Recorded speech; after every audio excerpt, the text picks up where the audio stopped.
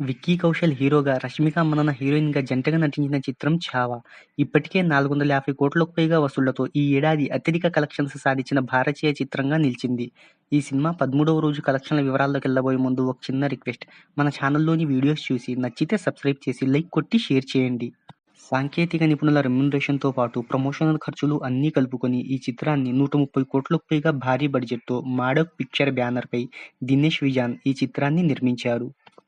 ఫిబ్రవరి 14న రిలీజైన ఈ చిత్రం తొలి ఆట నుంచే హిట్ టాక్‌ను తెచ్చుకోగా, తెలుగులోనూ రిలీజ్ చేయాలని డిమాండ్ పెరగడంతో మార్చి 7న తెలుగు అనువాదంతో ఈ సినిమాను రిలీజ్ చేస్తున్నట్టు ప్రముఖ నిర్మాణ సంస్థ ఒక ప్రకటనలో గీతా ఆర్ట్స్ ప్రకటించింది.